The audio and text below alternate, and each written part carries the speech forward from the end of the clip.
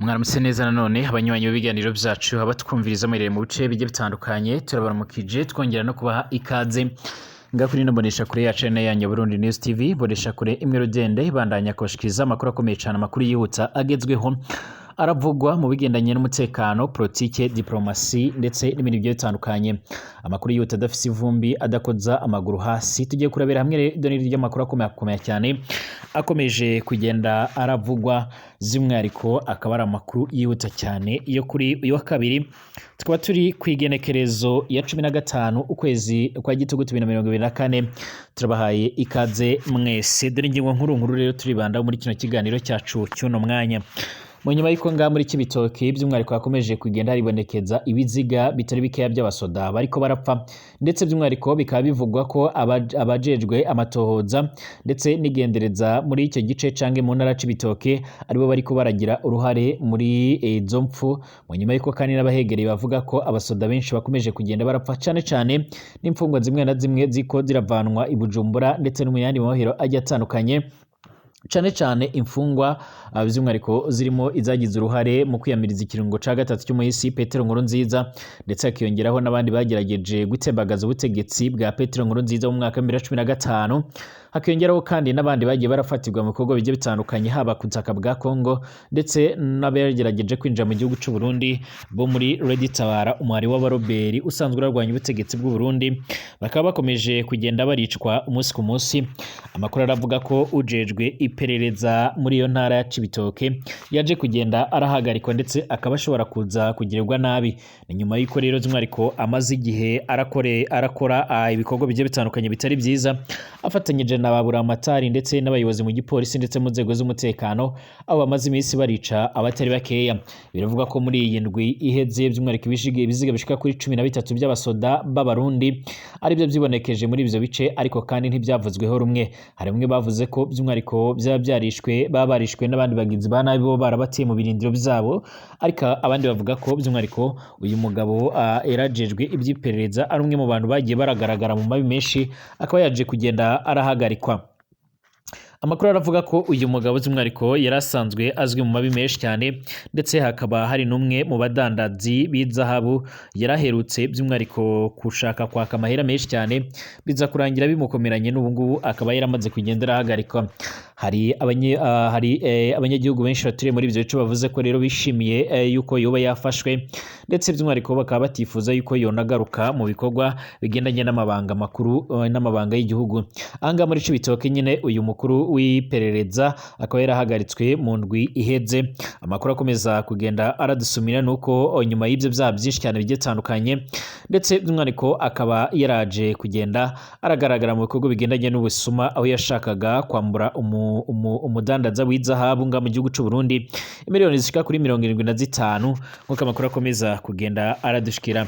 uyu mugabo asanzwe afise ipeti rya koloneli by'umwariko akaba yiyongeye ku bandi bakomeje kugenda barahagarikwa nga muri kino gihugu cacu cy'u Burundi nkuko bikomeza kugenda bigaragara nga mu gisagara ca Bujumbura kandi by'umwariko harabaye igikorwa cyo gutanga amazi ni mu rwego rwo gushyira mu ngiro imbonakazo z'u Burundi bwihaye by'umwariko iyo 2040 by'umwariko kugeza 2060 by'umwariko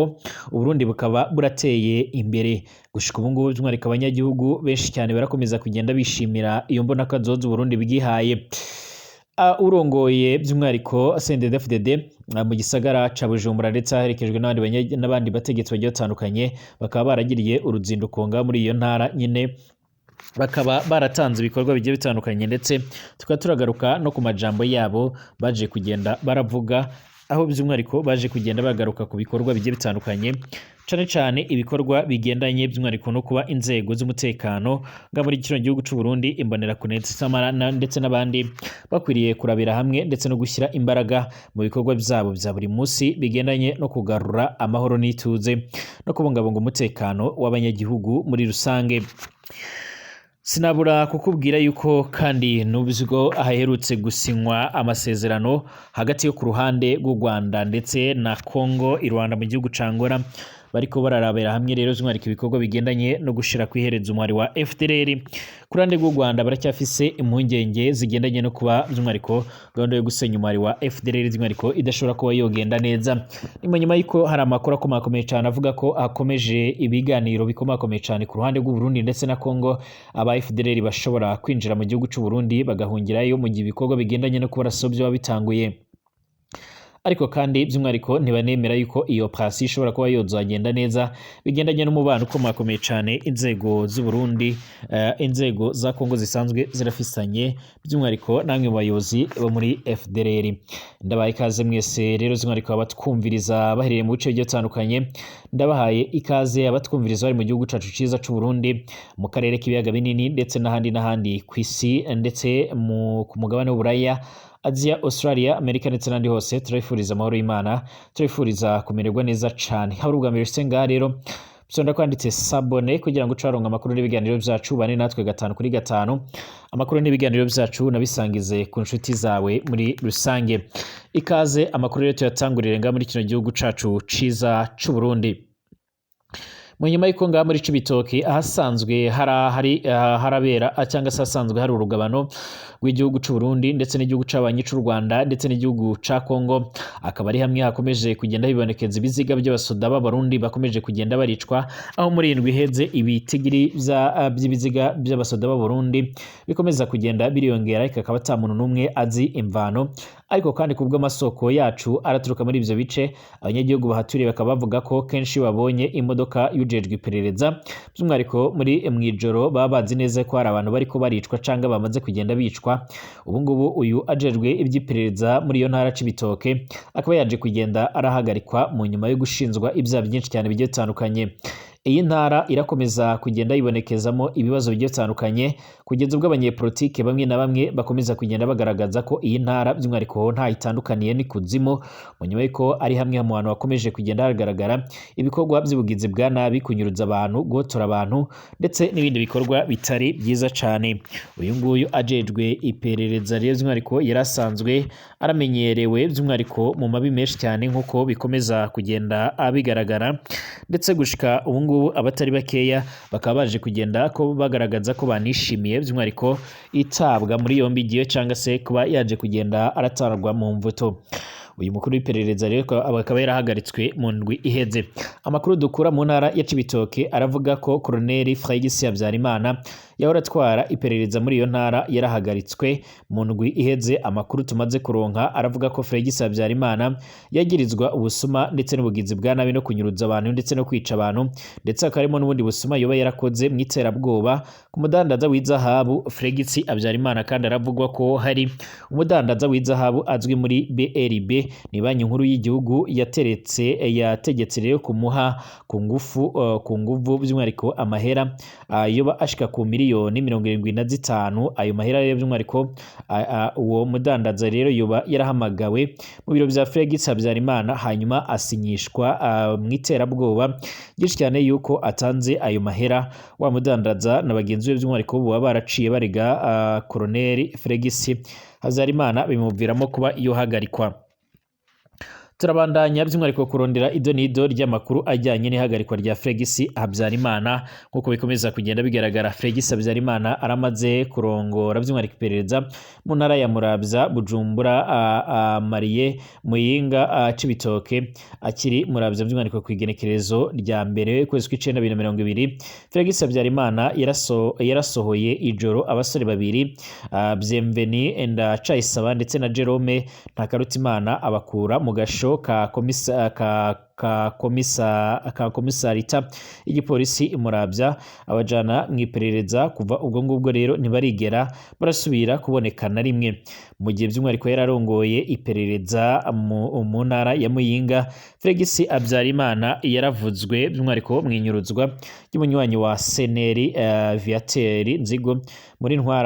Ntwarante 2023. Kubwo ngubwo nta gakuru kiyo nyangamugayo ya Seneri. Muri Rusama rero 2024 Colonel Fregitsi Habyarimana yimuriwe mu ntara ya Cibitoke. None muri izi ndwi zibiri zeze by'umwihariko haravuzwe abantu bashika muri batatu bagandaguriwe mu biro by'iperereza mu ntara ya Cibitoke. Aho rero by'umwihariko ntitwibagiwe ibiziga byabandanyije gutogwa muri iyo ntara bigahambwa bitamenyekanye cyangwa se ngo amenyekane imvo yabyo. Ibi byose ni bimwe mu byaha biriko byagirizwa uyu mugabo yarasanzwe ari igikomerezwa ari ndakogwa ko ariko gushika ubu ngubu akaba yaramaze kugenda arahangamurwa. Colonel Fregisi Habyarimana rero ni umwe mu bakozi b'iperereza bakwiriye by'umwihariko gukurikiranwa mu mabi bagiye barakora by'umwihariko maze bakabuhanirwa bakongera bakabwira imiryango iyo bashyize ababo kugeza ubu ngubu. Fregisi Habyarimana ntarigera abazwa mu mabi yo kunyuruza abantu bakabugwa irengero nk'uko amakuru akomeza kugenda aradushikira. Uyu kandi biravuga ko yaragiye agaragara mu bikorwa bigiye bitandukanye byo gutanga amabwiriza by'umwihariko yo kwica abatari bakeya cane cane abaroberi bari basanzwe barakorera muri Red Tabara nk'uko amakuru akomeza kugenda aradushikira canke akomeza kugenda aradusumira. Gushika ubu ngubu by'umwihariko turakomeza kugenda turondera ido n'ido rigendanye by'umwihariko n'ibindi bikurikira aya makuru ya Colonel Fregisi by'umwihariko nk'uko bikomeza kugenda bigaragara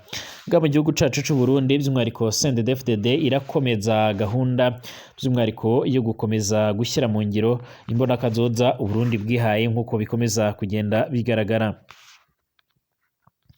Bujumbura by'umwihariko muri ya ntumbero by'umwihariko yo gushigikira imbonakazoza y'Uburundi bwifashe muri 2040 ukaba buteye imbere muri 2060. Kuri uyu wa mbere uheze igerekereza 14 gitugutu 2024 umunyamabanga w'umugambwe CNDD-FDD mu ntara yagutse ya Bujumbura Alexandre Ngoragozi aherekejwe n'abanyamabanga ndetse n'abanyamabanga ntunganya bisata harimo rero ujejwe iterambere Saidi Juma ujejwe kwigisha akarangamutima Honorable Fresier Ndu Burundi hamwe rero by'umwihariko n'ujejwe amategeko mutwa by'umwihariko yagendereye komine yagutse ya Bubanza mu ntumbero yo kwirabira aho rero ubuserukizi bw'umugambwe muri iyo komine by'umwihariko bugejeje ibikorwa bwahamagariwe kuba gukora muri rusange. Ubwo rugendo by'umwihariko akaba yaruhereye ku mutumba Dondi aho rero by'umwihariko bishikiye kuraba igitara c'imikaratusi by'umwihariko catewe kuri uwo mutumba uvuye by'umwihariko aho akaba yaraciye ashika ku mutumba wa Kayange aho yuguruye ingoro by'umwihariko y'umugambwe CNDD-FDD. Kuri uwo mutumba hakurikiye kandi igikorwa cyo gusakarira by'umwihariko ntaho rikora inzu by'umwihariko ndetse no kugurura amabombo y'amazi agera ku 9 yubatswe mu buryo rero bwatanzwe n'ubuserukizi bw'umugambwe mu ntara ya Bujumbura. Ayo mabombo by'umwihariko akaba yubatswe mu mitumba ya Bukinga ndetse na Buhororo na Centre Ville Bubanza hambavu ndetse yo kwiyunguruza ayo mazi. Umunyamabanga w'umugambwe mu ntara ya Bujumbura nabo rero bari kumwe akaba by'umwihariko yishikiye kuraba ahari rero amatuta y'ikawa n'itongo ryateragiwemo by'umwihariko amavoka riri ku mutumba Buhororo nk'uko biko biribonekeza. Mu ijambo ry'ikaze ryashikirijwe na Emmanuel Ntirandekura umunyamabanga w'umugambwe muri komine Bubanza yashimiye ubuserukizi bw'umugambwe mu ntara by'umwihariko ku ntererano bwotanze kugira ngo ivyo bikorwa rero bije mu ngiro mu ntumbero yo gufasha bene gihugu mu kubaronsa ibyo baserukiwe kugira ngo bashobore gukora berekeza mu mbonakazoza y'u Burundi bwihaye. Nayo rero umunyamabanga w'umugambwe CNDD-FDD by'umwihariko mu ntara ya Bujumbura Alexandre Ngoragoze yarahamagariye abagumyabanga bose kwitegurira neza amatora yimirije muri 2025 2027 mu kwiyegereza amakarata by'umwihariko ndangamuntu aca ahamagarira by'umwihariko kuzitabira ku bwinshi iyandikwa ry'abazotora buca iratangura nk'uko bikomeza kugenda biragaragara canke nk'uko biriko biribonekeza. Nga mu gihugu c'u Burundi by'umwihariko rero hariko harategurwa amatora akomakomeye cyane ndetse aya matora bamwe bakaba bariko baragaragaza baranerekana neza yuko ashobora kuzovamo ikibazo gikomakomeye cyane mu nyuma yuko batemera ibiriko birategurwa canga ibiriko birakorwa mu nyuma yuko rero by'umwihariko ku ruhande rwa CNDD-FDD aribo bakomeje kugenda biharira imyanya myinshi cyane mu bigendanye no gutegura ayo matora, aho bavuga ko by'umwihariko ari ubusuma butanguye nk'uko amakuru akomeza kugenda arabigaragaza. Tugaruke by'umwihariko ku makuru ariko aravugwa mu gihugu c'ababanyi c'u Rwanda. Umushikiranganji ajejwe imigenderanire mpuzamakungu mu gihugu c'u Rwanda Olivier Nduhungirehe by'umwihariko akaba yatangaje ko hari icyizere gike cy'uko Repubulika Iharanira Intwaro Rusange ya Kongo izoshyira mu bikorwa gahunda yo gusenya umuhari wa FDLR yiyemeje. Nduhungirehe kandi yabitangaje by'umwihariko mu kiganiro yagiranye na RBA, akaba by'umwihariko ari radio y'igihugu, ari ikigo cy'igihugu c'itangazamakuru. N'ikiganiro cyabaye mu nyuma y'imisi mike cyane i Rwanda muri Angola habereye inama ya gatanu y'abaminisitiri b'ububanyi n'amahanga b'u Rwanda, Repubulika Iharanira Intwaro Rusange ya Kongo ndetse na Angola, yigaga ku kibazo cy'umutekano muke cyane by'umwihariko cyo mu burasirazuba bwa RDC. Iyi nama yasize kera kabaye u Rwanda na RDC byemeje gahunda yo gusenya umuhari wa FDLR yari imaze igihe by'umwihariko yarateguwe n'abakuriye ubutasi bw'u Rwanda ndetse na Angola na RDC. Mu busanzwe iyi gahunda yakabaye yari yaremejwe by'umwihariko mu nama ya kane y'abaminisitiri b'ububanyi n'amahanga yabaye ku igerekezo 14/0. Gusa minisitiri w'ububanyi n'amahanga wa RDC Tereze Kayikwamba akaba yarabanje kwitera utwatsi mu nyuma yo kubitegekwa na bosi we Perezida Felix Antoine Tshisekedi. FDLR leta ya RDC by'umwihariko yemeye ko izasenywa isanzwe ifatanya n'ingabo zayo mu ntambara zimaze imyaka ikabakaba 3 by'umwihariko zihanganyemo n'inyeshyamba zo mu muhari wa M23. Raporo y'impuguke zabone yarasohotse muri Kamena uyu mwaka kandi ishimangira imikoranire hagati y'uyu muhari by'umwihariko kurwanya uyu muhari u Rwanda ruvuga ko by'umwihariko kugambiriye kuruhangabanyiriza umutekano, ndetse na bamwe mu basirikare bo mu ngabo za RDC by'umwihariko General Major Peter Chirimwami Nkuba asanzwe ari guverineri w'intara Kivu y'Amajyaruguru akaba avugwa muri ayo mabi menshi. Minisitiri Nduhungirehe kandi by'umwihariko ubwo yabazwaga niba hari icyizere cy'uko RDC izemerera gushyira mu bikorwa rero gahunda yo gusenya uriya muhari nk'uko bayabyiyemeje, yavuze ko igihari ari gike cyane ugereranyije. Ati nakubwiza ukuri ko icyizere ari gike, ariko kandi kuba ari gikeya ntibivuze ko nta kizakorwa rwose. By'umwihariko twakwishimira by'umwihariko ari uko tubonye Kongo na FARDC by'umwihariko batunyomoza hakagira igikorwa, ariko kandi ubu ngubu icyizere ni gike cyane kubera ko tuzi neza ibyakozwe mu bihe biheze by'umwihariko n'imikoranire yabo. Minisitiri Olivier Nduhungirehe kandi yaranagaragaje ko iby'iyi mikoranire bishimangirwa no kuba rero nko muri Kanama uyu mwaka, ubwo rero abakuriye ubutasi bahiragwira Rwanda bumvikanaga by'umwihariko kuri gahunda yo gusenya FDLR by'umwihariko mu nyuma y'imisi 3 u Rwanda rwakiriye amakuru y'uko rero umuyobozi wa FARDC n'ubwa FDLR bahuriye mu nama yabereye muri Kivu y'Amajyaruguru. Yunzemo ati ni ukuvuga ko rero ibyo bari basinye nyuma y'imisi 3 rwose babijugunye bakabishyira by'umwihariko ku ruhande, ahubwo bakikomereza imikoranire yabo na gahunda yabo. Nduhungirehe kandi yanakomoje kuri operasiyo yiswe iyo guhiga abayobozi bakuru ba FDLR igisirikare ca Kongo kivuga ko cyakoze mu kwezi guheze. Avuga ko ibyabaye ari operasiyo ya nyirarureshwa, nyamara mbere yuko rero FARDC itangura kugaba ibitero yari yabanje kuburira izi nyeshyamba za FDLR. Minisitiri w'ububanyi n'amahanga by'umwihariko w'u Rwanda yaranashimangiye ko muri iki gihe ko buri gihe iyo bigeze ku kurwanya FDLR Kinshasa igaragaza ubushake buke, gusa agaragaza ko ari impamvu